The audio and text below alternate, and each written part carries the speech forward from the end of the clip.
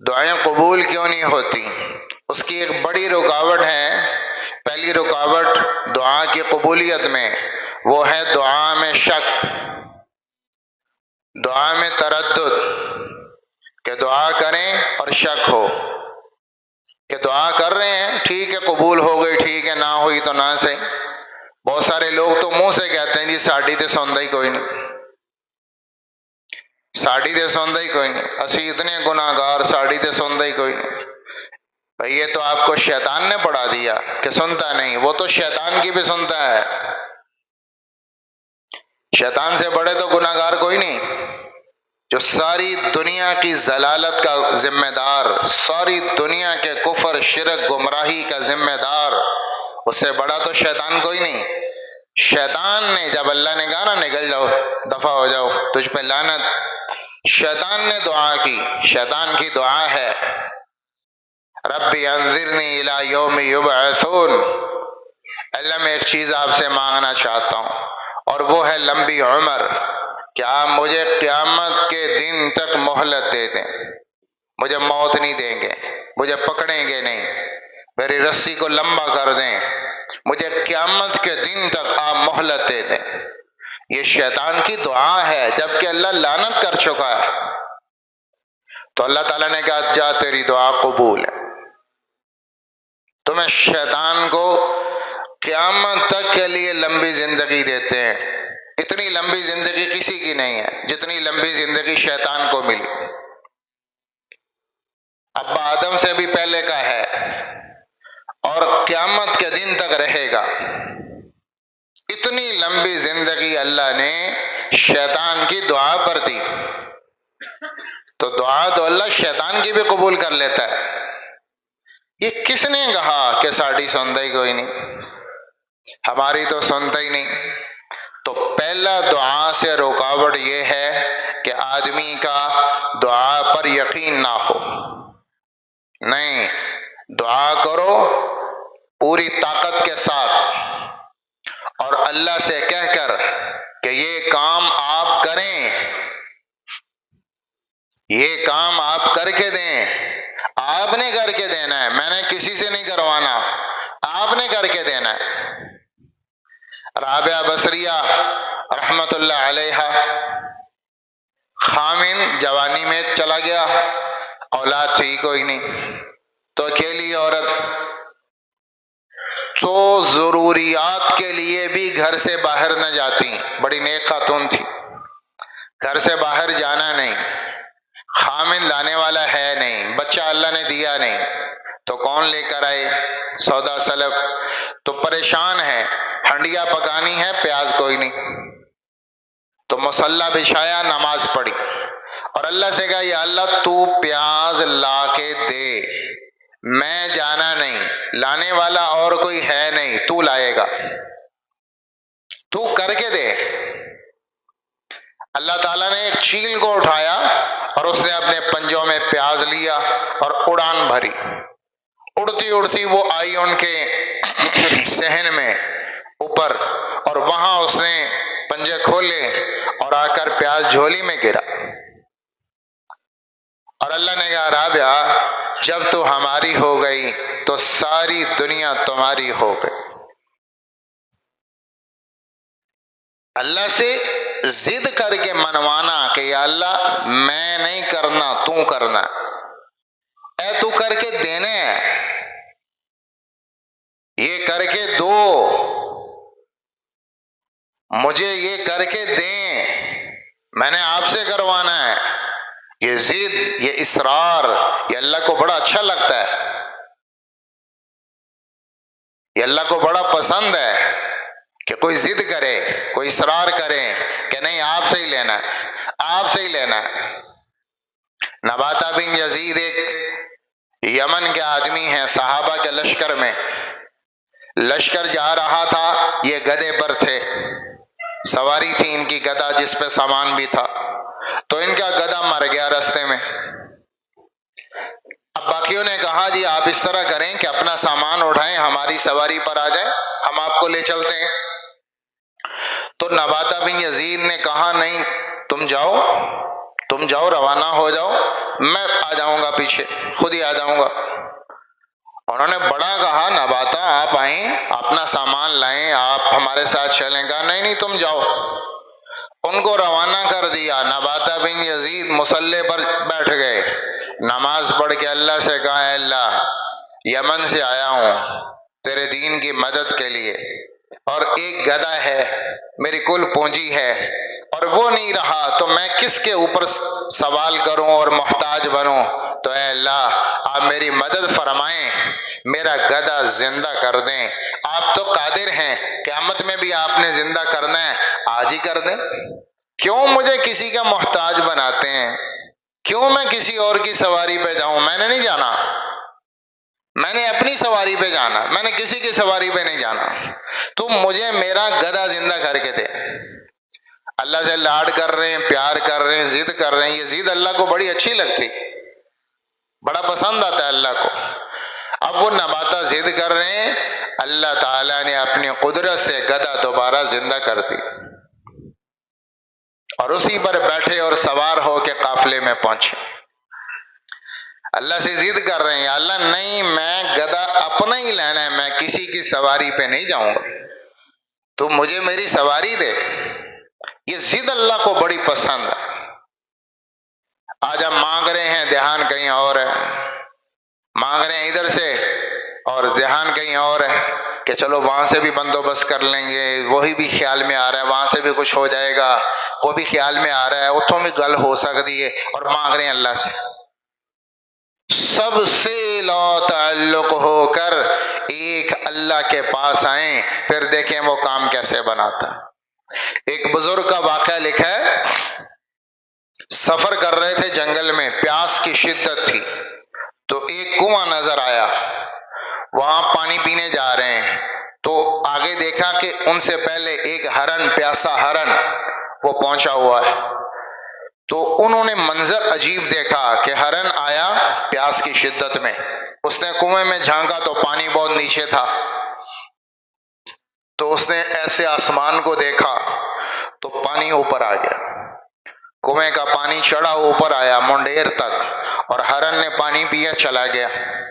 پھر یہ پہنچے تو دیکھا پانی یہ بھی نیچے ہے، تو انہوں نے ڈھونڈا کوئی ڈول مل جائے، کوئی رسی مل جائے تاکہ اس کے ذریعے پانی نکالوں۔ پھر خیال آیا، اللہ سے کہا کہ یا اللہ میں اشرف المخلوقات، میرے لیے پانی اوپر نہیں آیا اور ایک ہرن کے لیے پانی اوپر آ گیا۔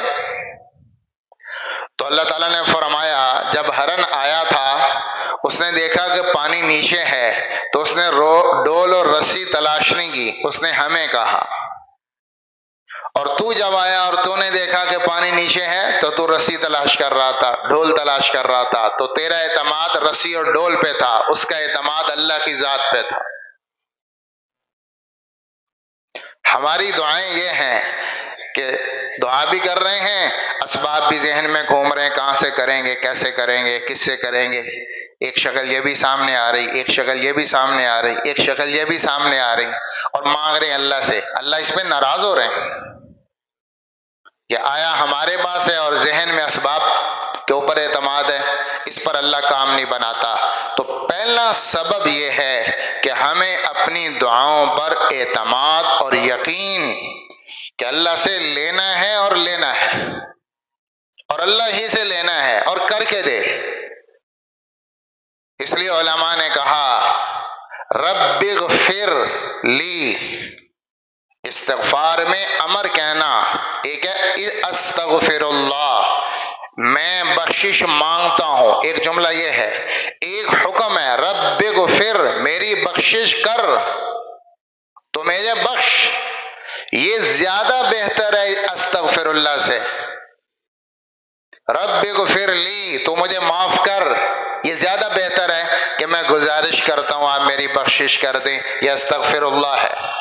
استغفر اللہ میں گزارش کرتا ہوں آپ میری بخشش کر دیں، اس میں یقین نہیں، اور رب اغفر آپ مجھے بخشیں، آپ میری بخشش کریں، اس میں یقین ہے، اعتماد ہے، اور پورا اس کے اندر طاقت ہے۔ اس لیے علماء نے کہا رب اغفر لی کا صیغہ زیادہ بہتر ہے استغفر اللہ سے۔ تو پہلا معنی کیا ہے کہ دعا میں شک ہو، دعا قبول نہیں، رکاوٹ ہو جاتی۔ دوسرا بڑا معنی ہے وہ ہے حرام کی غذا، حرام کی غذا، غذا کا دعا کے ساتھ بڑا جوڑ ہے، غذا کا دعا کے ساتھ بہت بڑا جوڑ ہے۔ سعد بن ابی وقاص رضی اللہ تعالیٰ نے فرمایا یا رسول اللہ آپ دعا کریں میں مستجاب الدعا بن جاؤں۔ اللہ سے کہیں، مستجاب الدعا کہتے ہیں وہ ذات جس کی ہر دعا اللہ قبول فرمائے، ہر دعا جو وہ کہے اللہ کر دے۔ یا رسول اللہ آپ دعا کریں اللہ مجھے مستجاب الدعا بنا دیں، تو آپ نے فرمایا سعد لقمہ پاک کر لے مستجاب الدعا بن جائے گا، اپنی غذا پاک کر لے جو مانگے گا ہو جائے گا۔ حرام کا ایک لقمہ جب پیٹ میں اترتا ہے 40 دن تک اللہ دیکھتا ہی نہیں، یہ مانگے جو مرضی کرے اللہ تعالیٰ دیکھتا ہی نہیں، سنتا ہی نہیں، توجہ ہی نہیں کرتا، بلانے پر بھی نہیں دیکھتا۔ ایک حرام کا لقمہ جب پیٹ میں اتر جاتا ہے 40 دن کی دعائیں اللہ مردود کر دیتا۔ یا ایھا الرسل کلوا من الطیبات واعملوا صالحا، آپ نے فرمایا اللہ پاک ہے اور اللہ پاک عمل قبول کرتا ہے اور پاک غذا قبول فرماتا ہے، اور اللہ نے اس امت کو وہ حکم دیا جو پہلے رسولوں کو دیا، اور وہ حکم کیا تھا؟ کلوا من الطیبات، پاکیزہ چیزیں کھاؤ، پاک غذا کھاؤ، پاک غذا کھاؤ، کلوا من الطیبات، پاک غذا کھاؤ، واعملوا صالحا، اور نیک عمل کرو۔ یہاں دونوں چیزیں جڑی ہوئی ہیں، پاک غذا کھاؤ گے نیک عمل کرو گے، جیسی غذا ویسا عمل۔ غذا حرام ہوتی ہے تو جذبے حرام ہوتے ہیں، غذا حرام ہوتی ہے تو خیالات حرام ہوتے ہیں، غذا حرام ہوتی ہے تو آدمی کے اندر حرام کا کرنے کا جذبہ آتا ہے، غذا حرام ہوتی ہے تو حرام آنکھوں میں سجتا ہے اور نیکی بھاری ہو جاتی ہے، غذا حرام ہوتی ہے تو آدمی کے وجود میں حرام آسان ہو جاتا ہے اور حلال مشکل ہو جاتا ہے۔ کیوں سجدے بھاری لگتے ہیں؟ غذا چیک کریں، نیکی اگر کڑوی لگ رہی اور گناہ آسان لگ رہا ہے تو اپنی غذا چیک کریں، اپنے لقموں پر دھیان دیں، اپنی کمائی پر دھیان دیں، کہیں کوئی غلط لقمہ تو نہیں آ رہا جس کی وجہ سے نیکی بھاری ہو رہی اور گناہ آسان ہو رہا، کہ کہیں غذا میں فالٹ ہے۔ کوئی کہیں سوچیں بیٹھ کر کہ میں نے کہیں غلط تو نہیں کیا، کہیں تجارت میں، کہیں بے میں، کہیں شراء میں، کہیں خریداری میں، کہیں مال میں، کہیں حرام تو نہیں کر بیٹھا میں، کسی سے جھوٹ بولا ہو، کسی کو دھوکہ دیا ہو، کہیں فراڈ کر لیا ہو، کہیں عیب دار کو بغیر بتائے بیچ دیا ہو، کہیں کوئی حق مار دیا ہو، کہیں کچھ اور کر دیا ہو، سود کا نہ ہو، دھوکے کا نہ ہو، رشوت کا نہ ہو، یہ ساری چیزیں اس کو بیٹھ کے دیکھیں کہ میرے اندر میں نیکی کا جذبہ مردہ کیوں ہے اور میرے اندر گناہ آسان کیوں ہے، میری غذا کہیں غلط۔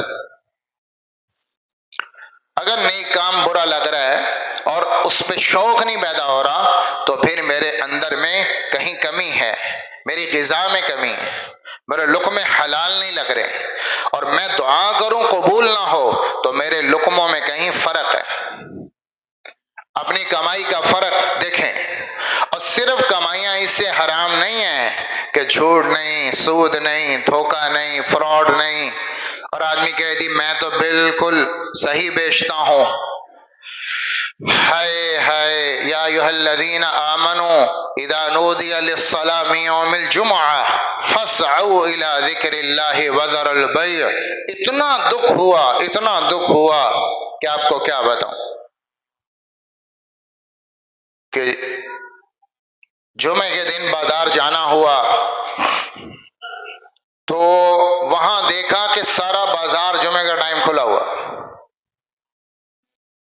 سارا بازار کھلا ہوا، اور جمعے کا ٹائم کھلا ہوا ہے، اور جمعہ پڑھنے والے کہہ رہے ہیں، جو پڑھتے ہیں، کچھ تو پڑھتے ہی کوئی نہیں، جو پڑھتے ہیں وہ کہتے ہیں ہم ترتیب بنا لیتے ہیں، کو وہاں پڑھاتا ہے، کو وہاں پڑھاتا ہے، کو وہاں پڑھاتا ہے، بات پڑھنے کی نہیں ہے۔ اللہ یہ کہہ رہے ہیں اذا نودی للصلاة من یوم الجمعہ فاسعوا الى ذکر اللہ وذروا البیع، جب جمعے کی اذان ہو جائے تو خرید و فروخت کرنا حرام، دکانداری حرام، دکان بند کرنا فرض۔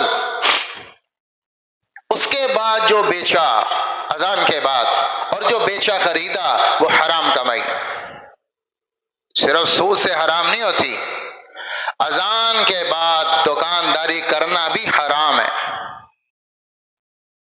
فَإِذَا قُضِيَتِ الصَّلَاةُ فَانتَشِرُوا فِي الْأَرْضِ وَابْتَغُوا مِنْ فَضْلِ اللَّهِ، ہاں جب نماز ہو جائے اس کے بعد اللہ کہتے ہیں اب جاؤ اور اپنے کام کرو۔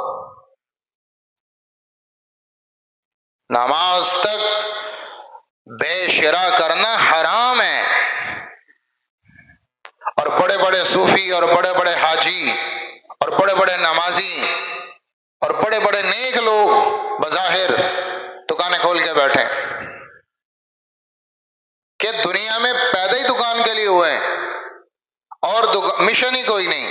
ایک دن کی ہفتے میں چھٹی کرنا موت نظر آتا ہے کہ فارغ گھر میں کیا کریں، فضول بیٹھیں، چلو دکان کھولتے جا کے، کہ دنیا میں پیدا ہی دکان کے لیے ہوئے ہیں اور کوئی کام ہی نہیں دنیا میں، نہ کوئی عبادت ہے، نہ کوئی قرآن کی منزل ہے، نہ کوئی پارے ہیں، نہ کبھی درود پڑھا۔ میرے نبی نے کہا کہ جمعے کا دن تمہارے دنوں میں سب سے افضل ہے اور درود پڑھنا عبادات میں بہت افضل ہے، لہذا جمعے کے دن مجھ پہ سب سے زیادہ درود پڑھا کرو، سب سے زیادہ درود جمعے کے دن پڑھا کرو۔ فَإِنَّ صَلَاتَكُمْ مَعْرُودَةٌ عَلَيَّ، تمہارا درود پڑھنا مجھے پہنچایا جاتا ہے۔ کوئی کہیں درود پڑھتا ہے، اللہ کے نبی کو روزے میں بتایا جاتا ہے کہ فلاں بن فلاں، فلاں محلے کا، فلاں قبیلے کا، فلاں نام ہے، فلاں ماں باپ کا بیٹا ہے، اس نے آپ کو سلام بھیجا، اس نے آپ کو درود پہنچایا۔ تو اللہ کے رسول نے فرمایا پھر میں اس کو جواب میں سلام کہتا ہوں۔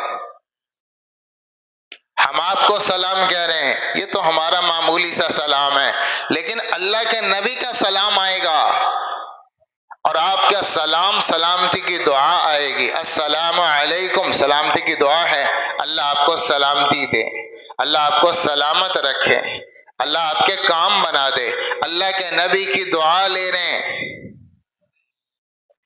سعد بن ابی وقاص رضی اللہ عنہ بیمار پڑ گئے، اللہ کے نبی عیادت کو آئے تو آپ نے اجازت کا سلام ہوتا ہے دروازے سے باہر، تو آپ نے کہا السلام علیکم، مطلب یہ تھا کہ کوئی جواب دے تو میں پوچھوں اندر آ جاؤں۔ السلام علیکم، ساتھ سن رہے ہیں لیکن آہستہ سے جواب دیا، وعلیکم السلام، اونچا نہیں کہا۔ پھر آپ نے کہا السلام علیکم، انہوں نے پھر آہستہ سے جواب دیا۔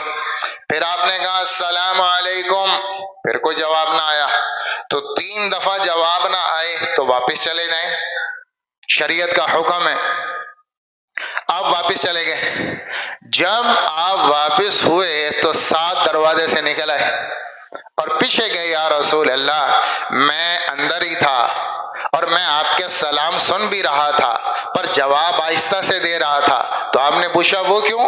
کہا یا رسول اللہ آپ سلام کرتے اور میں جواب دیتا تو آپ کی دعا 1 دفعہ ملتی، میں جان بوجھ کے خاموش رہا تاکہ آپ 3 دفعہ دعا دیں سلام والی، تو میں 3 دفعہ دعا لینے کے لیے چپ رہا کہ جب جواب نہ ملے گا آپ پھر کہیں گے السلام علیکم، مجھے ایک اور دعا مل جائے گی، پھر آپ کہیں گے السلام علیکم، مجھے ایک اور دعا مل جائے گی، تو آپ کی دعائیں لینے کے لیے میں چپ رہا۔ یہ بھی کوئی زندگی کا حصہ ہے کہ صرف دکان ہی حصہ ہے کہ جمعے کے دن فارغ ہے لہذا جاؤ دکان کھول لو؟ جمعہ کا دن ہے درود کا،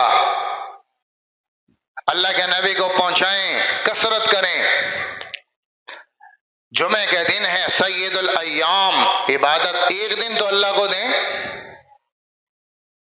جمعہ کا دن بھی دکان اور جمعے کے دن بھی کاروبار. اللہ کو کیا دینا ہے؟ اپنے لیے وقت کوئی نہیں.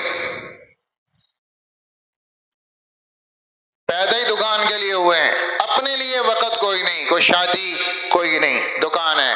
کوئی غمی کوئی نہیں، دکان ہے. کوئی رشتہ دار بیمار ہے، نہیں جا سکتے، دکان ہے. کسی کی تیمارداری کرنے جانا ہے، نہیں جا سکتے، دکان ہے.